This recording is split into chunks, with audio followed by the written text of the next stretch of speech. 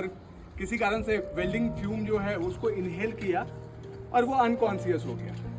So as a rescue team आपको सबसे पहला काम क्या करना है कि जब भी आप रेस्क्यू परफॉर्म कर रहे हो, प्रॉपर जो रेस्क्यू टीम है उसको उसके अकॉर्डिंग ही क्या करना है, एक्ट करना है। ठीक है, जिसका जो रोल्स एंड रिस्पॉन्सिबिलिटी है उसको वो रोल्स एंड रिस्पॉन्सिबिलिटी क्या करना है, पूरा करना है। बट बेसिकली क्या होता है रेस्क्यू में, जब भी ऐसी कोई सिचुएशन आती है उस समय हमारा भी दिमाग काम करना बंद कर देता है। सो ऐसी जगह पे इसके लिए बेसिकली आपको क्या है, प्रैक्टिस करना है, राइट, कि किसकी क्या रिस्पॉन्सिबिलिटी है। सो हमारे यहाँ बेसिकली हम लोग क्या करते हैं, हर सैटरडे को हम लोग सेम सिनेरियो के ऊपर मॉक ड्रिल करते हैं, राइट, जिसमें ताकि टीम को पता हो किसकी क्या जिम्मेदारी है और किसको क्या एक्ट करना है। Second thing is communication. So communication क्या करना है आपको, प्रॉपर आपके टीम के बीच में कम्युनिकेशन बना के रखना है। बिकॉज हमारा जो टनल है वो करीबन 200 से 300 मीटर है डेप्थ उसकी। सो अगर एक बंदा नीचे स्ट्रेचर में पैक कर रहा है, सो ऊपर जो टीम उसको क्या कर रही है, पुल कर रही है हॉलिंग सिस्टम के थ्रू, उसको कैसे कम्युनिकेट करना है। तो हमारे यहाँ 3 अलग अलग डिवाइसेज है, मैकेनिकल डिवाइसेज है, लैंडलाइन फोन्स है, वॉकी टॉकी है और वाईफाई फोन है, जिसके थ्रू हम लोग क्या करते हैं, कम्युनिकेट करते हैं एक दूसरे से। बट मैकेनिकल डिवाइस है, कभी भी फेलियर हो सकता है। सो उसके लिए हमें पहले से प्रिपेयर रहना है कि हमें उस केस में कैसे कम्युनिकेशन करना है। सो बेसिकली हम लोग वहां पे क्या करते हैं, हैंड सिग्नल्स का इस्तेमाल करते हैं, जैसे ट्रैफिक पुलिस वाले करते हैं, राइट। सो हैंड सिग्नल्स हम लोग बेसिकली 3 हैंड सिग्नल यूज कर रहे हैं, एक पुल करने के लिए, लोअर करने के लिए और स्टॉप करने के लिए। ओके, थर्ड थिंग इज जो भी टीम रेस्क्यू परफॉर्म करने के लिए जा रही है उसको एक तरीके से टर्मिनोलॉजी है जिसको फॉलो करना होता है, जिसको हम लोग बोलते हैं DRCABC। डी का मतलब क्या है, डेंजर, यानी एज ए रेस्क्यूअर अगर मैं इनको रेस्क्यू करने के लिए जा रहा हूं तो सबसे पहले मुझे क्या करना है, डेंजर को, वहां पे किसी प्रकार का खतरा तो नहीं है उसको असेस करना है। पता चला इनको शॉक लगा था, एज ए रेस्क्यू टीम में एक्ट करने के लिए गया, इनको जैसे ही टच किया मुझे भी शॉक लग गया। सो एज ए रेस्क्यूअर हमारा काम क्या है, सबसे पहले डेंजर को, खतरे को असेस करना। सेकेंड थिंग इज R यानी रिस्पॉन्स। आप चेक कीजिए कि वो रिस्पॉन्स कर रहा है या नहीं, होश में है या बेहोश है। अगर रिस्पॉन्स कर रहा है तो आपके लिए क्या होगा, रेस्क्यू करना थोड़ा इजी हो जाएगा। नाउ बट अगर इन केस विक्टिम अनकॉन्शियस है तो आपको इमीडिएट क्या करना है, उसको स्ट्रेचर में पैक करना है। बट जब भी आप उसको स्ट्रेचर में पैक कर रहे हैं, मेक श्योर प्रॉपर टेक्निक का इस्तेमाल कीजिए। क्यों, क्या होगा अगर आपने टेक्निक का इस्तेमाल नहीं किया तो, सपोज इसके पैर में इंजरी थी, आपने पैर से ही पकड़ा और स्ट्रेचर में उठा के रख दिया, अब वो क्या होगा, मूवमेंट करने की वजह से, अगर लेग में फ्रैक्चर था, पहले तो थोड़ा बहुत था, हेयरलाइन फ्रैक्चर था, बट आपके गलत तरीके से क्या करने की वजह से, उठाने की वजह से वो इंजरी और भी ज्यादा बढ़ सकती है। सो हम जब भी स्ट्रेचर में पैक करते हैं तो वहां पे लॉग रोल टेक्निक का इस्तेमाल करते हैं, राइट। जैसे आप लकड़ी होता है ना, लकड़ी का उसको क्या करते हैं, लुढ़काते हैं, उसी तरीके से हम लोग उसको 3 आदमी क्या करेंगे, एक सर को सपोर्ट देगा, 2 वेस्ट के पास और एक पैर के पास, पकड़ के उसको लॉग रोल टेक्निक के थ्रू हम स्ट्रेचर में शिफ्ट करेंगे। नाउ स्ट्रेचर में शिफ्ट करने के बाद यहाँ पे DR हो गया, जब आप विक्टिम को ऊपर खींच के एक सुरक्षित जगह पे ले आए तो वहां पे हमें CABC प्रोसेस फॉलो करना है। C का मतलब है कैटास्ट्रोफिक ब्लीडिंग। अब आपको क्या करना है, सबसे पहले चेक करना है कि कहीं से ब्लीडिंग तो नहीं हो रहा है। ये नीचे आपको चेक नहीं करना है, क्योंकि वहां हमारी प्राइमरी रिस्पॉन्सिबिलिटी क्या है, उसको जल्द से जल्द बाहर निकालना। अब आप उसको एक सुरक्षित जगह पे लेके आ गए, वहां पे आप ब्लीडिंग चेक कीजिए कि कहीं से खून तो नहीं निकल रहा है। देन C हो गया, इसके बाद A का मतलब है एयरवे, यानी श्वास नली, या तो नाक और मुंह, 2 जगह से हम लोग सांसें लेते हैं। सो कई बार क्या होता है, विक्टिम अनकॉन्शियस हुआ, वॉमिटिंग वगैरह हो गया, तो क्या होगा, जो एयरवे है उसमें खाना वगैरह जो है वो क्या होगा, फंस जाएगा, सो सांस लेने में दिक्कत आएगी। So as a first aider, as a rescuer आपको क्या करना है, उसको, उसका जो एयरवे है उसको क्लीन करना है। सो एयरवे क्लीन करने के लिए क्या करना है आपको, विक्टिम के सर के सामने बैठे, ये हाथ आपका, ओके, सो ये हाथ आपका सर के ऊपर, ये 2 उंगली चिन को थोड़ा सा क्या किया, लिफ्ट किया, ये जो अंगूठा है इसके ना आपने मुंह खोला, और मुंह खोलने के बाद ये जो लिटिल फिंगर है आपका, इससे क्या करना है, उसका जो एयरवे है उसको क्लीन करना है। अब लिटिल फिंगर क्यों, 4-5 फिंगर है हमारे पास, फिर इसी फिंगर का इस्तेमाल क्यों करना है? बिकॉज ये जो 4 फिंगर है इसका बहुत ज्यादा यूज है, इसका जो यूज है ये बेहद कम होता है। सो इन केस विक्टिम कॉन्शियस हो गया और उसने गलती से क्या किया, काट लिया, तो आपको नुकसान हो सकता है। सो बेस्ट है लिटिल फिंगर का इस्तेमाल करके आपने उसका एयरवे क्लीन किया। एयरवे क्लीन करने के बाद क्या करना है आपको, ब्रीदिंग, उसकी सांसें चेक करनी है कि सांसें चल रही है या नहीं। सांसें चेक करने के लिए हम लोग जो टेक्निक फॉलो करते हैं उसको बोला जाता है LLF, लुक लिसन फील। क्या करना है, देखना है, लिसन यानी सुनना है, और फील यानी महसूस करना।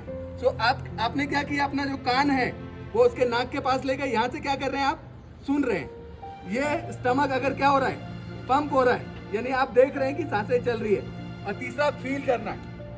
सो नाक के पास आपने क्या किया, 2 उंगली रखा, अगर गर्म हवा आ रही है मतलब सांसें चल रही है। सो ब्रीदिंग चेक कर लिया। अब ब्रीदिंग चेक करने के बाद आपको क्या करना है, उसका सर्कुलेशन, सी यानी सर्कुलेशन चेक करना है। सर्कुलेशन यानी पल्स चेक करनी है आपको, कहाँ से, यहाँ और यहाँ, 2 जगह से आप उसकी पल्सेस क्या कर सकते हैं, चेक कर सकते हैं। ओके, नाउ अगर पल्स नहीं चल रहा है उसके बाद क्या करना है आपको, एज ए फर्स्ट एडर उसको CPR देना है। राइट, CPR क्या है, कार्डियो पल्मोनरी रेसस्किटेशन। सो आपको क्या करना है, उसकी छाती को, ये जो निप्पल के बीच वाला जो पोर्शन है, यहाँ पे आप क्या कीजिए, प्लस का साइन बनाइए। जहां भी ये प्लस यानी चेस्ट के नीचे यहाँ पे जो खड्डा होता है, यहाँ पे क्या करना है, आपकी पोजीशन इस तरीके से बनाई, और यहाँ पे आपको क्या करना है, पंप करना है, दबाना है छाती को। कितनी बार दबाना है, 30 बार। 30 बार आपको चेस्ट को कंप्रेस करना है, और 2 बार mouth to mouth rescue breathing देनी है।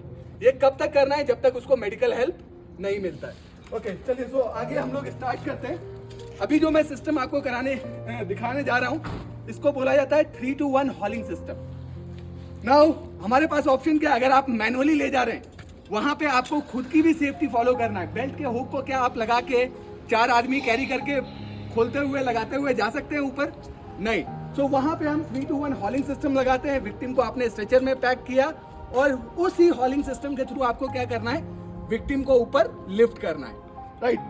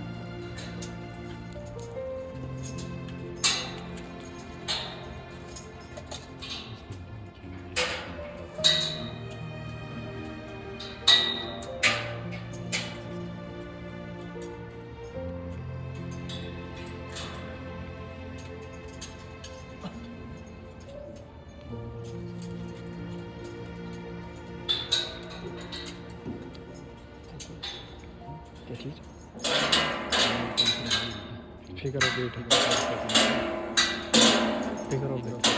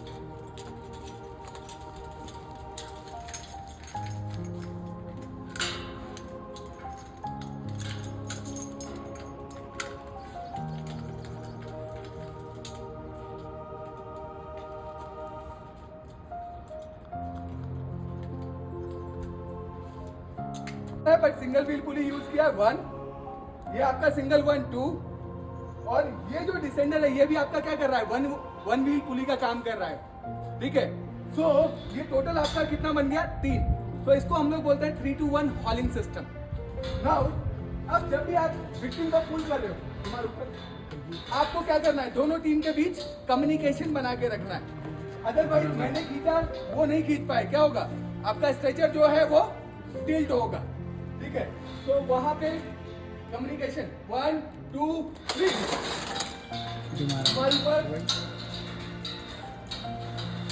वही सिस्टम 1 2 1 2 3 तुम्हारे ऊपर 1 2 3 तुम्हारे 1 2 3 टेबल छोड़ो 1 2 3 1 2 1 2 3 तुम्हारे 1 2 3 तुम्हारे 1 2 3 तुम्हारे 1 2 3 तुम्हारे 1 2 3 तुम्हारे 1 2 3 तुम्हारे 1 2 3 तुम्हारे 1 2। ओके, तो इस प्रोसेस के साथ आपको विक्टिम को ऊपर लेके आना है, राइट। नाउ अब जब तक आप रेल लाइन के ऊपर हैं, विक्टिम को सिस्टम से आपको रिमूव नहीं करना है जब तक आप साफ्ट के बाहर नहीं आ जाते। तो आपने क्या किया, ये जो झूमर और सिंगल व्हील पुली था,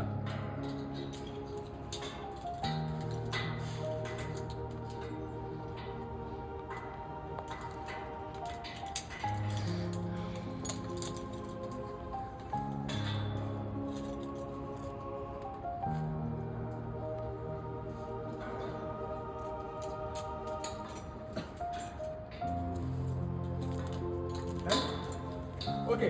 तो अभी यहाँ पे आपने 4 लोग जो स्ट्रेचर को होल्ड करके रखेंगे और उसको क्या करेंगे, स्ट्रेचर को प्रेशर शाफ्ट की बाहर की तरफ ले जाने की कोशिश करेंगे। और जो रेस्क्यूअर्स है यहाँ पे, उसको क्या करना है, डिसेंडर को सिर्फ हल्का हल्का लूज करना है।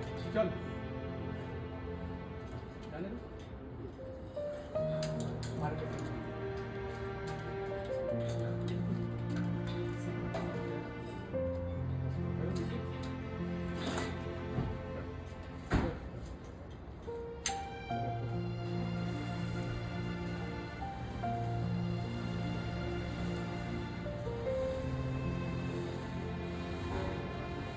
चार लोग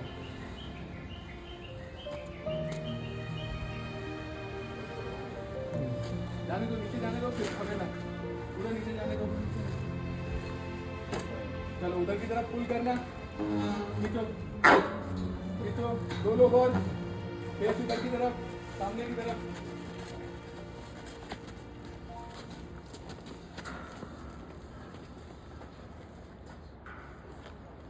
बस एक साथ, 1 2 3। ओके, तो इस प्रोसेस के साथ हम लोग रेस्क्यू परफॉर्म करते हैं। और कोई अगर आपका सवाल हो या आप सजेशन देना चाहते हैं, दे सकते हैं प्लीज।